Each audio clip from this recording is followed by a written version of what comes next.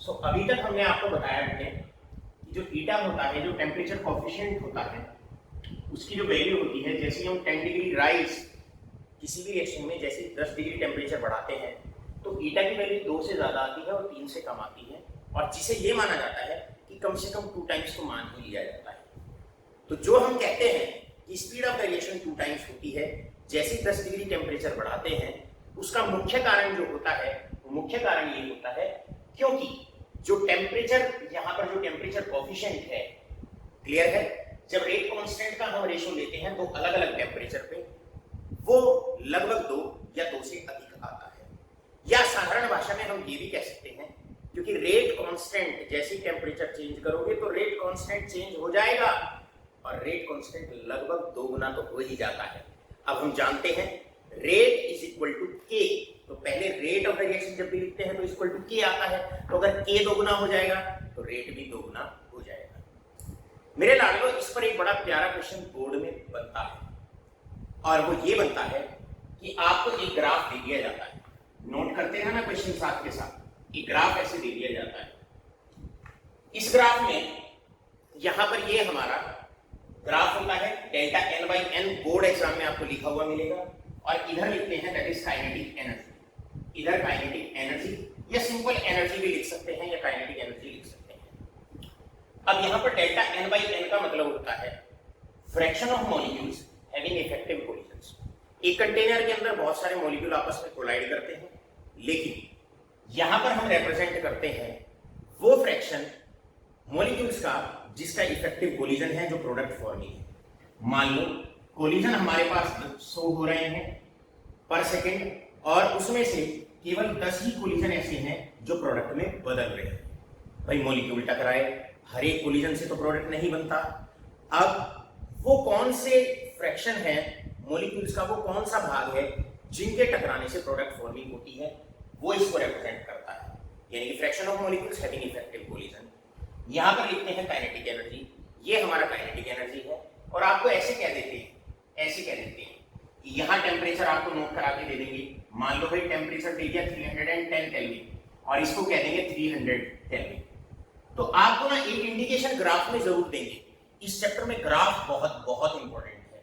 तो आपको एक इंडिकेशन दे दिया कि भाई टेम्परेचर 10 का डिफरेंस है, तो तुरंत अपने मन में रिकॉल करना कि सर ने बताया था, क्या बताया था कि टेम्परेचर में जब जब 10 डिग्री का डिफरेंस आएगा तो speed of the reaction double हो जाएगी।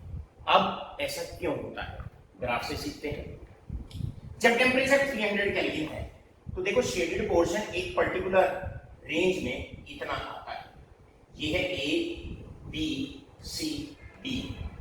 अब ये जो शेडेड पोर्शन होता है ये हमें उन फ्रैक्शन को बताता है, मॉलिक्यूल के उस अमाउंट को बताता है, कोलिजन के उस अमाउंट को बताता है जिनका इफेक्टिव कोलिजन हुआ है। जब आप देखते हो 310 केल्विन पर जब आप देखोगे तो ये जो एरिया, इसके अंदर एरिया ये आएगा, इसके अंदर एरिया ये आएगा, यानी कि एरिया जस्ट डबल हो गया।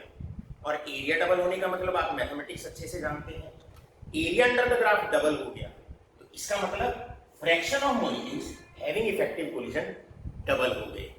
तो कहने का मतलब ग्राफ की जो बात ऊपर समझाई गई है उसी बात को दर्शाता है कि शेडेड पोर्शन का एरिया 10 डिग्री टेम्परेचर बढ़ाने से डबल हो जाता है, और अगर शेडेड पोर्शन डबल हो जाएगा तो fraction of molecules having effective collision double हो जाएंगे, जिसकी वजह से स्पीड डबल हो जाती है। तो इस ग्राफ से हम क्या कंक्लूजन निकालते हैं, इस ग्राफ से हम कंक्लूजन ये निकालेंगे लाडलो, इस ग्राफ से हम कंक्लूजन ये निकालेंगे कि जैसे ही 10 डिग्री टेम्परेचर बढ़ाते हैं, नोट अब इंपॉर्टेंट पॉइंट है, सारे के सारे मेरे खुशी बच्चे, सारे के सारे विराट, कार्तिक, पलक, तनीषा एंड ऑल, और सारे के सारे, जहां तक बात करता हूं प्रार्थना, सब सारे ध्यान दो। क्या है कि यहां पर हम ये कहते हैं 10 डिग्री बढ़ाने से, इंपॉर्टेंट लाइन है ये जो आपको आंसर में लिखनी ही लिखनी है कि जैसे हम 10 डिग्री टेम्परेचर बढ़ाते हैं वैसे कोलिजन्स के अलावा कोलिजन्स तो बढ़ते ही हैं, टेम्परेचर बढ़ाओगे तो कोलिजन तो बढ़ेंगे, लेकिन कोलिजन से नहीं, स्पीड जो बढ़ती है वो इफेक्टिव कोलिजन से बढ़ती है। तो 10 डिग्री बढ़ाने पर, अब लाइन नोट करना, जैसे 10 डिग्री टेम्परेचर हम बढ़ाते हैं तो जो मॉलिक्यूल्स इफेक्टिव कोलिजन वाले थे, क्लियर है, उनका नंबर डबल हो जाता है, fraction of the molecules possessing effective collision get doubles, जिसकी वजह से rate of the reaction double हो जाता है। मान लो यहां पर अगर 10 कोलिजन हो रहे थे तो 10 में से 3 ही इफेक्टिव कोलिजन थे, तो जब आप 310 केल्विन पर नोट करेंगे तो आप ये पाएंगे लगभग 7 कोलिजन ऐसे हैं जो इफेक्टिव बन गए हैं। टोटल कोलिजन 10 हो रहे थे, 300 पर भी 10 हो रहे थे, 310 पर भी 10 हो रहे थे, ऑलराइट। लेकिन जैसे हम 10 डिग्री बढ़ा देंगे, लेकिन उनमें से पहले इफेक्टिव कोलिजन 10 थे, मतलब प्रोडक्ट फॉर्मिंग 10 कोलिजन थे, तो अगली बार 10 डिग्री के बढ़ाते ही जो प्रोडक्ट फॉर्मिंग कोलिजन होंगे वो डबल या डबल से ज्यादा हो जाएंगे। इस प्रकार मेरे प्यारे बच्चों दूसरा फैक्टर भी हमारा समाप्त हो जाता है। मतलब मैं कहना क्या चाहता हूं, अभी तक हमने factors affecting the rate of the reaction में 2 फैक्टर हमने पढ़े हैं, और 2 फैक्टर में पहला आपको पढ़ाया गया कंसंट्रेशन का effect on rate of reaction, जिसे रेट लॉ बताता है। ऑलराइट, पूरा डिटेल में हमने रेट लॉ पढ़ा, पूरा चैप्टर ही रेट लॉ पर बेस्ड है। सीबीएसई बोर्ड के लिए भी रेट लॉ बहुत बहुत बहुत ज्यादा टॉप प्रायोरिटी के इंपॉर्टेंट बनता है। दूसरा फैक्टर हमने देखा कि टेम्परेचर का स्पीड ऑफ द रिएक्शन पे क्या फर्क पड़ता है, जहां हमने जनरल सी बात की कि 10 डिग्री बढ़ाने से अगर किसी भी रिएक्शन को 10 डिग्री बढ़ा देते हैं तो speed of the reaction double हो जाती है, क्योंकि number of effective collisions double हो जाते हैं। ऑलराइट, अब बढ़ते हैं थर्ड फैक्टर की तरफ। और एमसीक्यूज वाले बच्चे जो आईआईटी जेईई और नीट की तैयारी कर रहे हैं वो एक काम कर सकते हैं। ये फॉर्मूला होता है, अगर किसी भी रिएक्शन के दौरान ये फॉर्मूला होता है, this formula is for the students who are preparing for NEET and JEE examinations. Alright, क्या है formula? Fraction of molecules having effective collision अगर आपको निकालने हैं तो फॉर्मूला होता है -PA/2.303 RT। ये आपका फॉर्मूला होता है। इस पे आप घर पे बैठ के कुछ एक्सरसाइज हम भेज देंगे, उस पे आप घर पे बैठ के प्रैक्टिस कर सकते हैं। बढ़ते हैं आगे। इसके बाद क्वेश्चन आता है यहाँ से थर्ड फैक्टर आता है। Third factor is effect of catalyst on speed of a reaction. भैया बताओ, effect of catalyst on rate या स्पीड ऑफ अ रिएक्शन, कि कैटलिस्ट का रेट पर क्या फर्क पड़ता है। मेरे प्यारे बच्चों, जहां तक हम कैटलिस्ट की बात करते हैं, यहां से अब इसको हम रब कर देते हैं। सवाल आया कैटलिस्ट का रेट ऑफ द रिएक्शन पे क्या फर्क पड़ता है, या कैटलिस्ट किस प्रकार रेट ऑफ द रिएक्शन बढ़ाता है। हम सब लोग जानते हैं कैटलिस्ट एक वो सब्सटेंस होता है जो रिएक्शन में एक्टिवली पार्टिसिपेट नहीं करता, या हम ये कह सकते हैं which do not take parts in the reaction but speeds up the reaction, right. एक सब्सटेंस जो स्पीड को एनहेंस करता है, स्पीड को अल्टर करता है, उस सब्सटेंस को हम कैटलिस्ट कहते हैं। मेरे लाडलो काइनेटिक्स में ग्राफ में आपने पढ़ा है, और आपने ग्राफ में ये पढ़ा है इस प्रकार कि यहाँ पर ये है एनर्जी ऑफ द रिएक्टेंट, ये है एनर्जी ऑफ द रिएक्टेंट, और इस प्रकार रिएक्शन होती है।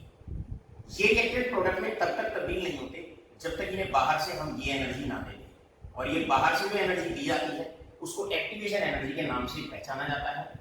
इस एनर्जी को एक्टिवेशन एनर्जी के नाम से पहचाना जाता है, और ये टोटल एनर्जी होती है threshold energy. This is threshold energy. यहाँ पर this is energy of the products, ये एनर्जी ऑफ द प्रोडक्ट है।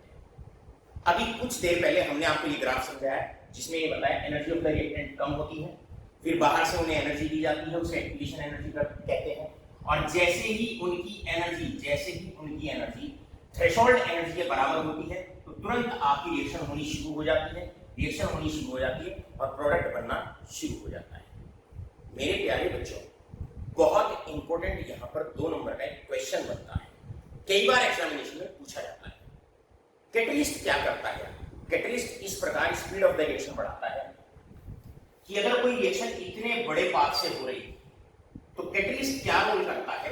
कैटलिस्ट इस रिएक्शन का रास्ता छोटा कर देता है, चलो अब अगर रास्ता छोटा हो जाएगा तो अब उसको केवल इतनी एक्टिवेशन एनर्जी देनी पड़ेगी, और जिसको EA डैश के नाम से पहचाना जाएगा। यानी कि ये इफेक्ट होता है कैटलिस्ट का, this is the effect of catalyst.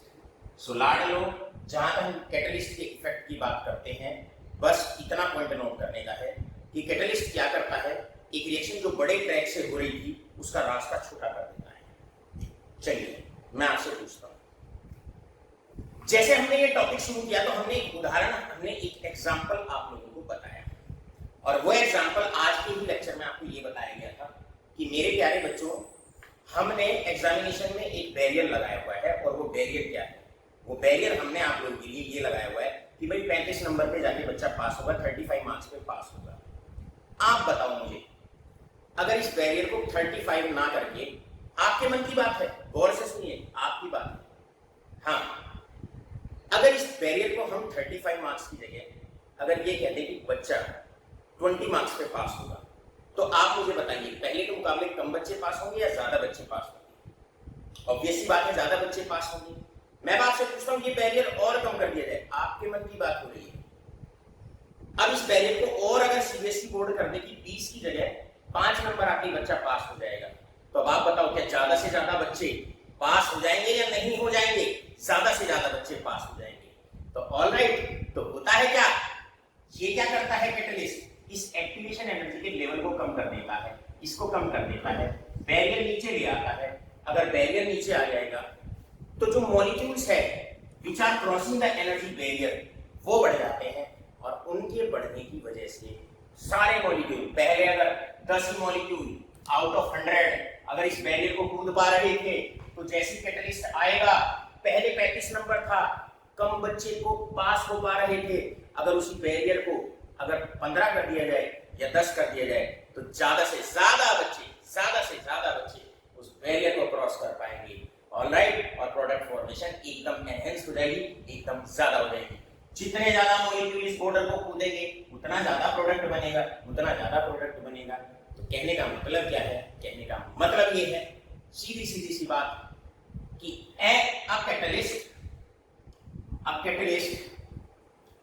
increases, बहुत इंपॉर्टेंट लाइन है इसीलिए पूरी लाइन लिख रहा हूं। A catalyst increases the rate of reaction by providing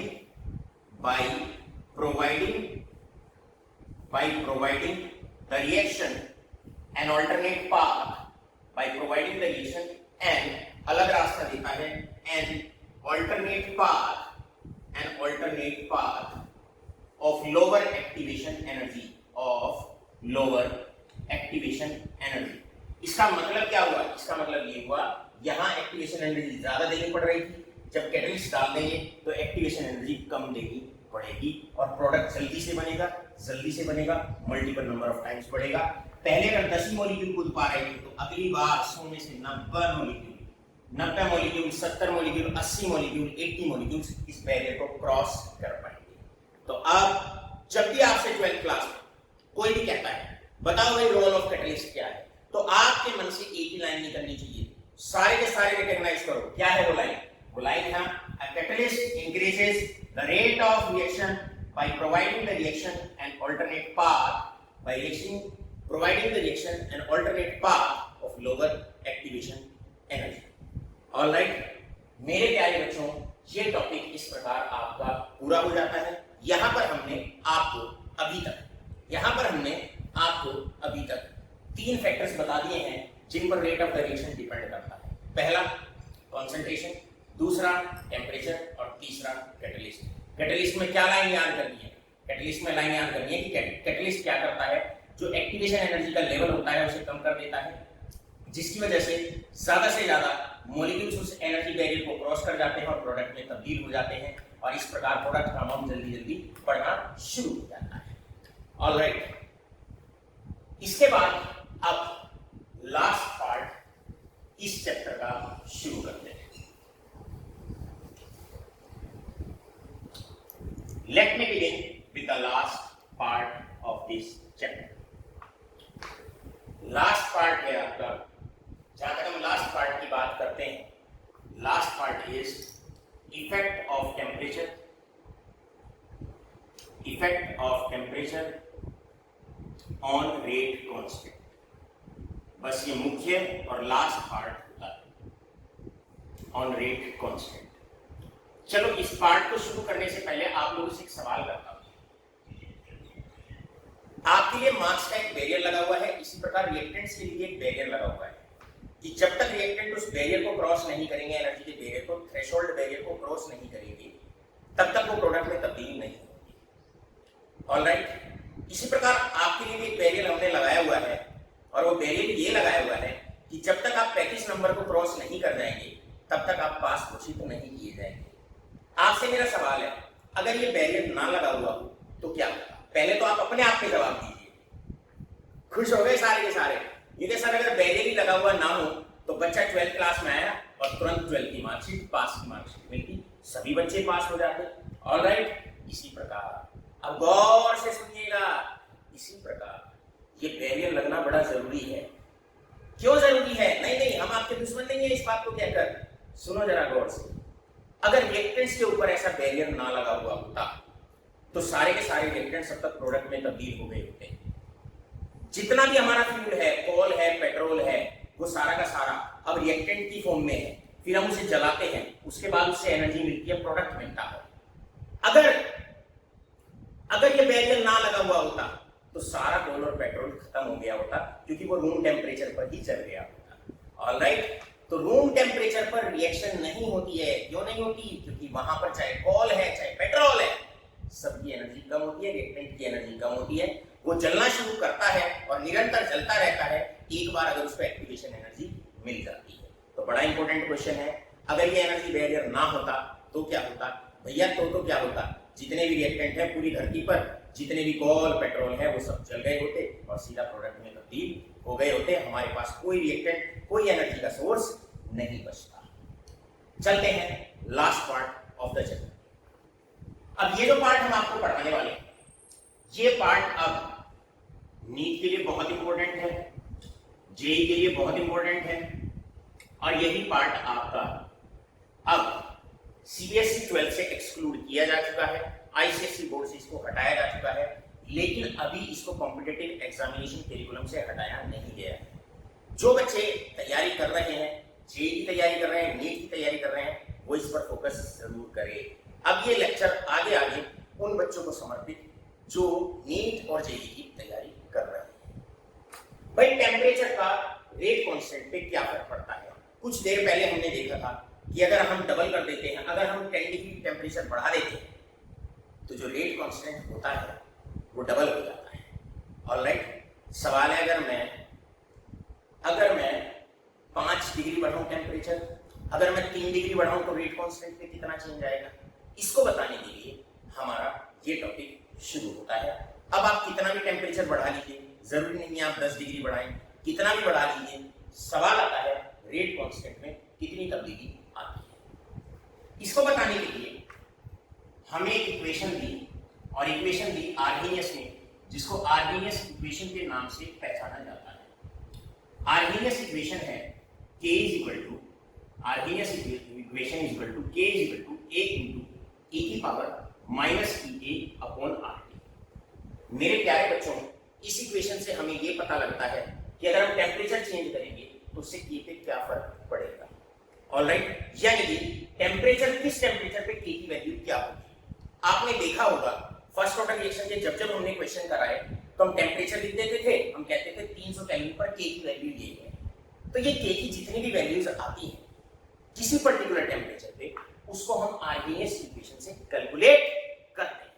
गौर फरमाइए, बात अभी बाकी है, पिक्चर अभी बाकी है। ये तो टेलर है, पूरी पिक्चर तो भी रिलीज होगी। अपना ध्यान इधर उधर मत ले जाइए, बने रहिए हमारे साथ केमिस्ट्री में। 100% आप लोग ना कि केवल सीबीएसई 12 बल्कि आप जेई और नीट में भी अच्छी परफॉर्मेंस दे पाएंगे। चलिए आर्हेनियस इक्वेशन को आगे बढ़ते हैं। लाडलो यहां पर ए का मतलब होता है फ्रीक्वेंसी फैक्टर। अब यहां पर क्योंकि मैं नीट और जेई की तैयारी कर रहा हूं, तो आपको जो नोट्स की सॉफ्ट कॉपी मिलती है उसमें से आप डेफिनेशन नोट डाउन कर सकते हैं, अदरवाइज मैं केवल आप लोगों को यहां पर डिक्टेट करता हूं। फ्रीक्वेंसी फैक्टर का मतलब होता है number of collisions taking place per unit time per unit volume. एक per unit time per unit volume per second में कितने कोलिजन्स हो रहे हैं, रिएक्शन के अंदर कितने कोलिजन्स पर यूनिट वॉल्यूम पर यूनिट टाइम में हो रहे हैं। इसके बाद आपका नेक्स्ट आता है ये आप लोग जानते हैं एक्टिवेशन एनर्जी, यानी कि वो एनर्जी जो रिएक्टेंट को बाहर से दी जाती है। ताकि ताकि उनकी एनर्जी थ्रेशोल्ड एनर्जी के बराबर हो जाए। आर का मतलब यूनिवर्सल गैस कांस्टेंट, वैल्यू तो लेनी है, इंपॉर्टेंट है 8.314 जूल पर केल्विन पर मोल। ये आगे बढ़ते हैं नेक्स्ट। इसके बाद दैट इज टेम्परेचर, और टेम्परेचर हमेशा 11वीं क्लास जब आपको पढ़ाई गई तो बताया गया था हमेशा केल्विन में लेना। अब इस इक्वेशन का डेराइव करते हैं और आगे बढ़ते हैं। Taking log on both sides, log k is equal to log a। अब डेरिवेशन शुरू होता है कैसे, फॉर्मूला एक यूजेबल फॉर्मूला आपके सामने आएगा, यूजेबल फॉर्म आपके सामने आएगी। अब ये सफर शुरू होता है। Taking log on both sides, log a cross b का फॉर्मूला होता है log a plus log a plus that is log e की power minus e a upon r। लाडलो मैथमेटिक्स टर्म है ये दोनों, केमिस्ट्री का इसमें कोई दोष नहीं है। अगर कोई डाउट आए तो मैथमेटिक्स वालों से पूछिए, ऑलराइट, हमसे भी आप पूछ सकते हैं। दोनों इनवर्स फंक्शन होते हैं। ln a ये हो जाएगा, कैंसिल आउट हो जाएंगे, minus e a upon r t। Exponential function, natural log, दोनों इनवर्स फंक्शन होते हैं, एक दूसरे को कैंसिल आउट करते हैं। ये आ जाएगा ln t। ऑलराइट, अब ये नेचुरल लॉग है, इसे लॉग बेस 10 में बदलने के लिए 2.303 से मल्टीप्लाई करेंगे। 2.303 के 2.303 log a 2.303 से मल्टीप्लाई करेंगे, और ये भी नेचुरल लॉग बेस 10 में बदल जाएगा। दिस इज log a, इसमें बदल जाएगा। ये आ गया log a minus e a upon 2.30 upon r t। तो हमने क्या किया, नेचुरल लॉग को लॉग बेस 10 में बदल दिया। अब 2.303 से डिवाइड कर देते हैं इसको। जैसे डिवाइड करोगे आपके पास एक इंपॉर्टेंट फॉर्म आ जाएगी, second form, this is log a is equal to log a minus e a upon 2.303 rt। बहुत बहुत इंपॉर्टेंट फॉर्म है मल्टीपल चॉइस के लिए भैया, ये ब्रह्मास्त्र हुआ करता है। एक बात जानने की कोशिश करें, k का मतलब रेट कांस्टेंट, A का मतलब फ्रीक्वेंसी फैक्टर, E का मतलब activation energy, gas constant, temperature in kelvin. Alright, बढ़ते हैं आगे। इसके बाद अब फिर फर्दर, अब मान लो इसका केस बी बनाते हैं। केस बी, जितने बच्चे नीट और जेईई की तैयारी कर रहे हैं उनके लिए अब ये टॉपिक पढ़ाया जा रहा है, अदरवाइज सीबीएसई 12 से टॉपिक कट गया है। ऑलराइट, लेकिन गौर फरमाइए, सबको समझ में आएगा, मेरी गारंटी है, सब न्यूमेरिकल निकाल के आएंगे। देखिए केस की, अब मान लो जब टेम्परेचर T1 है, व्हेन टेम्परेचर इज T1, उस वक्त रेट कांस्टेंट है K1। हम दो की बात करेंगे, टेम्परेचर की और रेट कांस्टेंट की। टेम्परेचर बदलेगा, रेट कांस्टेंट बदलेगा, बाकी किसी को नहीं बदलना है। जब टेम्परेचर T2 है, तो K है आपका, that is K2। Value put करेंगे, ये आ जाएगा log K1 is equal to log A, बाकी सब कांस्टेंट रखिए, minus EA upon 2.303 R and this is T2, T1। ऐसे ही log K2 is equal to log A upon EA upon 2.303 R and this is T2। मेरे लाडलों में एक बात आपसे कहता हूं, इसमें से इसको माइनस कर देंगे, माइनस करेंगे तो आएगा log K2 minus log K1 and this is equal to, इससे ये कट जाएगा, इससे ये कट जाएगा, आएगा minus EA upon 2.303 R T2, और ये आ जाएगा प्लस में EA अपॉन 2. क्या आपको ये दिख रहा है, यहां पर ये लिखा हुआ दिख रहा है 2.303 R T1। चलो हम इसको यहां नोट डाउन कर देते हैं। अब आगे तो फॉर्मूला आपके पास, जब आप इसको सॉल्व करेंगे तो फॉर्मूला आपके पास आएगा log K2 अपॉन K1, क्योंकि log M या log A minus log B, log A upon B होता है, log के फॉर्मूले हैं, is equal to EA upon 2.303 R, यहां पर कॉमन ले लिया जाएगा और बचेगा यहां पर बचेगा क्या बचता है, यहां से 1/T1 माइनस 1/T2। अब गिन के 10 मिनट में सारे न्यूमेरिकल्स हो गए। अब आपको डायरेक्ट एमसीक्यूज में किस तरीके से क्वेश्चन करने हैं बस उसके टिप्स देते हैं। देखिए बच्चों, नोट कर लिया आपने, रब करते हैं इसको। एक फॉर्म अब आपके लिए, अब जो मैं बात कहता हूं वो बहुत इंपॉर्टेंट है। एक फॉर्म ये है, दूसरी फॉर्म ये है और तीसरी फॉर्म ये है। इनके अलावा नीट और जेईई में कभी भी कोई क्वेश्चन नहीं बन सकता। केवल 3 फॉर्म पर ही क्वेश्चन पूछा जाएगा। लेकिन फॉर्म से पहले कुछ बातें, न्यूमेरिकल करने से पहले कुछ बातें आप रिकॉर्ड करें। पहला पॉइंट, फर्स्ट पॉइंट, याद रखें आर की वैल्यू हमेशा 8.314 लेनी है और यूनिट हो जाएगी जूल पर केल्विन पर मोल। दूसरा, एक्टिवेशन एनर्जी हमेशा और हमेशा जूल में निकल के आएगी और जूल में ही लेनी है। और तीसरा पॉइंट गौर फरमाना, तीसरा पॉइंट, जब रेट ऑफ रिएक्शन कहा जाए आप समझेंगे रेट कांस्टेंट। तो तीनों पॉइंट एक बार लर्न करिए। आर की ये वैल्यू लेनी है, एक्टिवेशन एनर्जी जूल में लेनी है, और ध्यान रहे जब रेट ऑफ रिएक्शन शब्द का एक्टिवेशन एनर्जी के न्यूमेरिकल्स में, आर्हेनियस इक्वेशन के न्यूमेरिकल्स में बातचीत होगी तो रेट कांस्टेंट की बात होगी। रेट ऑफ रिएक्शन कहें तो रेट कांस्टेंट समझ जाइएगा। लाडलो क्वेश्चन पहला, टाइप 1 शॉर्टकट हम इस्तेमाल करेंगे यहां पर। टाइप 1 का न्यूमेरिकल है फॉर अ रिएक्शन। इक्वेशन है आपके पास, फॉर अ रिएक्शन, कोई रिएक्शन है उसके लिए एक्टिवेशन एनर्जी आपको दे रखी है। For a reaction A forming the products और एक्टिवेशन एनर्जी आपको दे रखी है दैट इज 94.14 इतने किलोजूल पर मोल। शॉर्टकट में समझाएंगे, लैंग्वेज आपको हम सॉफ्ट कॉपी में अभी लेक्चर के बाद भेजने वाले हैं, उन्हें आप ट्राई कर लीजिएगा। A forming the products, activation energy आपको देती है at 313 Kelvin, the rate constant K is equal to 1.8 into 10 की पावर -1 सेकेंड। अब आपको यहां से A निकालना है, कैलकुलेट A। लाडलो जब पहले टाइप वो है जब रिएक्शन एक टेम्परेचर का जिक्र होगा। गौर फरमाएं, हमने क्या कहा, जब एक टेम्परेचर का जिक्र होगा। अगर एक टेम्परेचर का जिक्र है तो इस फॉर्म का इस्तेमाल करें, और अगर दो अलग अलग टेम्परेचर का जिक्र है न्यूमेरिकल में, बड़ा सिंपल सा पॉइंट, तो आप इस इक्वेशन का इस्तेमाल करें। एक ही टेम्परेचर का जिक्र है उस वाली इक्वेशन का इस्तेमाल करें। सॉल्यूशन शुरू हुआ यहां से log k। अब आप देखिए k कितना गिवन है आपको, log k 1.8 into 10 की पावर -1 रख दिया आपने is equal to log a। आपको a निकालना है लाडले।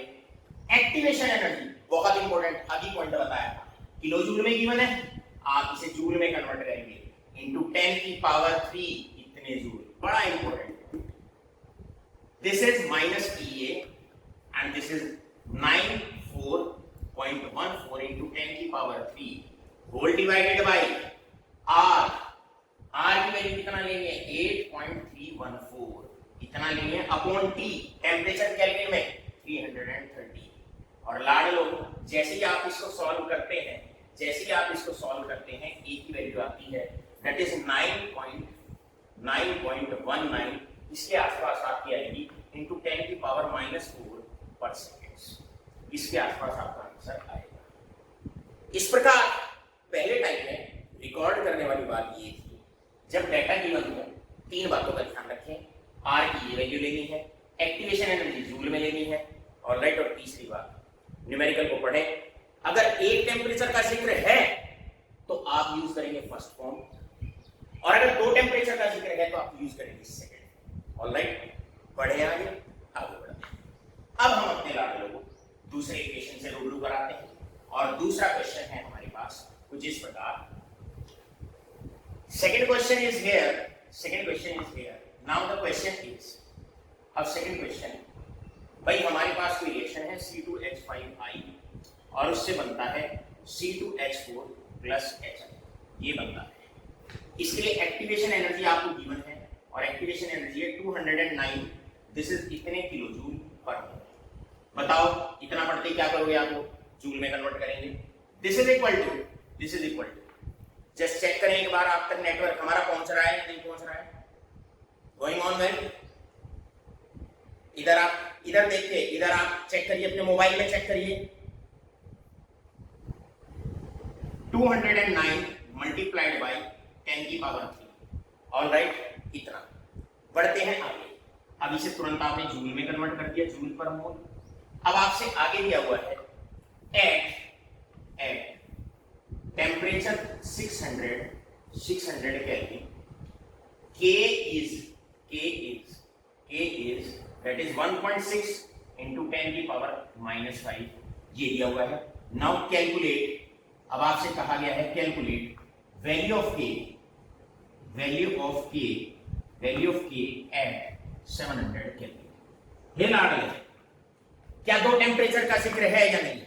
पहले क्वेश्चन, ये रिएक्शन कुछ इस प्रकार होती है, the reaction is going to take place like this, activation energy दे रखी है और इस रिएक्शन को जब इतने टेम्परेचर पर कराते हैं तो K की वैल्यू ये है। सवाल ये है टेम्परेचर बदला, और अगर टेम्परेचर बदला है 700 हो गया है, तब आपको K की वैल्यू बतानी है। अब आपको K की वैल्यू बतानी है, बस सबसे पहला दो अलग अलग टेम्परेचर। अरे लाडो, दो अलग अलग टेम्परेचर अगर की बात हुई है तो third form of the equation को यूज किया जाएगा।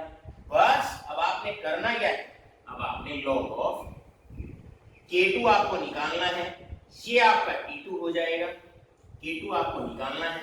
ऑलराइट, T2 आपका कितना हो जाता है, T2 आपका 700 केल्विन हो जाता है। K आपको दे दिया गया, ये K1 हो गया, ये T1 हो गया। Log K2 upon K1, K1 कितना है 1.6 into 10 की power -5 is equal to, this is equal to, आगे बढ़ते हैं, आगे आते हैं नेक्स्ट, 2.303 अपॉन R, ये सॉरी ये रखेंगे यहाँ पर, ये है 209 मल्टीप्लाइड बाई 10 की पावर 3। क्यों रखेंगे ये इतना है, ये है, यहाँ रखेंगे। अब ये के नीचे 2.303 मल्टीप्लाइड बाई R से मल्टीप्लाई, R की वैल्यू 8.314, इतना रखने वाले हैं। 1 upon T1 minus 1 upon T, ये रख दिया। और बस अब यहाँ पर आपने क्या करना है, अब आपने यहाँ पर क्या करना है, वैल्यू सॉल्व करेंगे, और जब सॉल्व करते हैं तो K2 की जो वैल्यू आती है वो 6.3 into 10 की पावर -3 पर सेकेंड आएगी। ऑलराइट, इस प्रकार ये सेकंड टाइप का न्यूमेरिकल भी आपका ओवर हो जाता है। तो अलग अलग टेम्परेचर, थर्ड फॉर्म यूज करें, बड़े प्यार से, बड़े आसानी से इस तरह के क्वेश्चन आप टैकल कर सकते हैं। अब केवल हमारे दो क्वेश्चन रह जाते हैं, गौर फरमाएं, केवल दो टाइप के क्वेश्चन और रह जाते हैं। इसके बाद अब क्वेश्चन आता है आप लोगों के लिए, भाई वो कहते हैं क्वेश्चन है फटाफट से, एमसीक्यूज की तैयारी करते हैं तो फटाफट करेंगे। Alright, rate of reaction triples when temperature changes from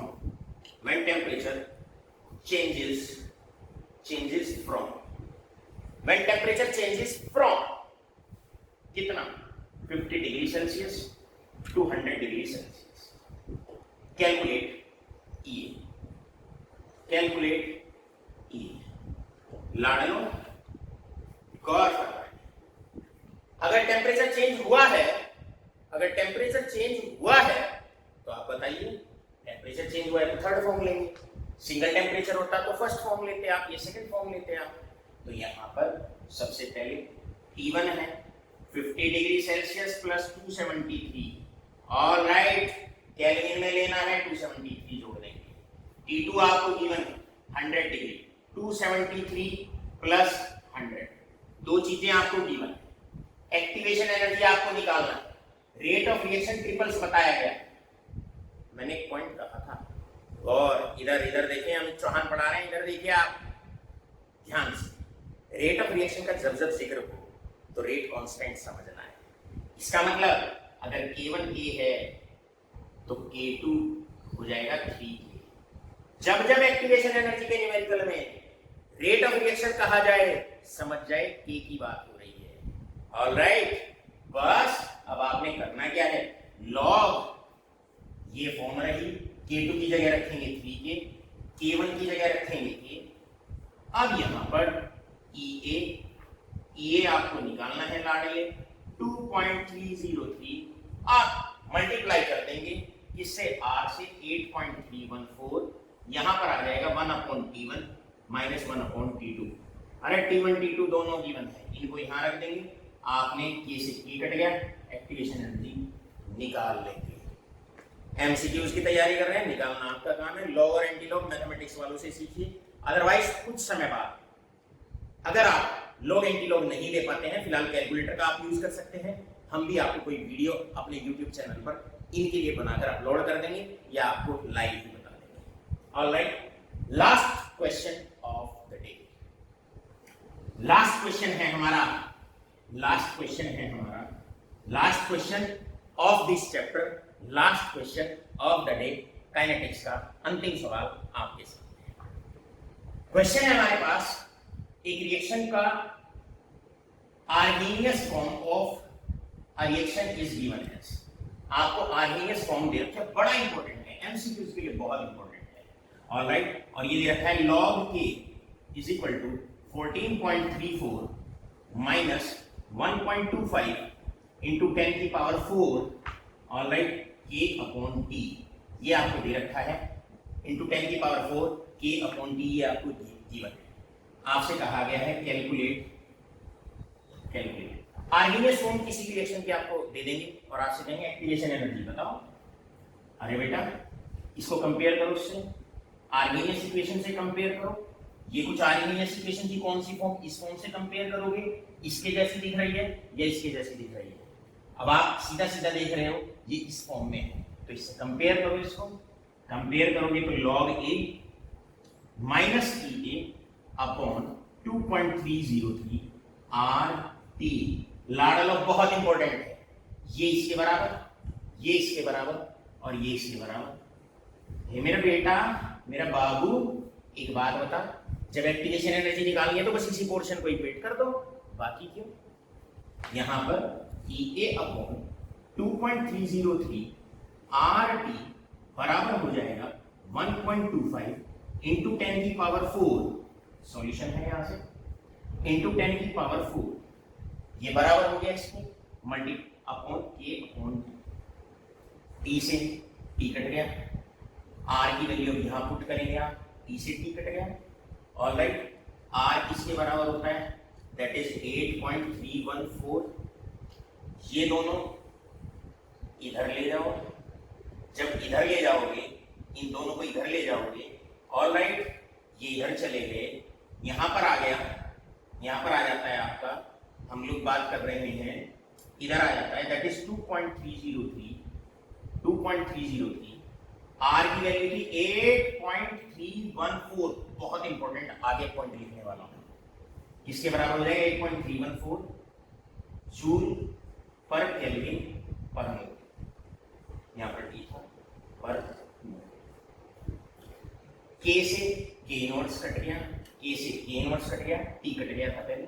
alright, K से K इनवर्स कट गया, इसे सॉल्व करेंगे। अब आपको इसको मल्टीप्लाई कर लेंगे, आंसर आ जाएगा, और आंसर आएगा 232.79 इतने जूल पर। अंतिम लेक्चर था ये हमारा, अंतिम आपका न्यूमेरिकल था। आशा करता हूं कॉम्पिटिटिव लेवल तक का आपको पढ़ाया गया, आप सबके समझ में आया होगा, और इसके बाद शुरू करेंगे first chapter the solid state. The solid state सीधा हम कॉम्पिटिटिव लेवल का ही पढ़ाएंगे स्टार्टिंग के लेक्चर से, ये हमारा दावा है, ये हमारा वादा है। बने रहिए, एंजॉय करिए अमित चौहान क्लासेस।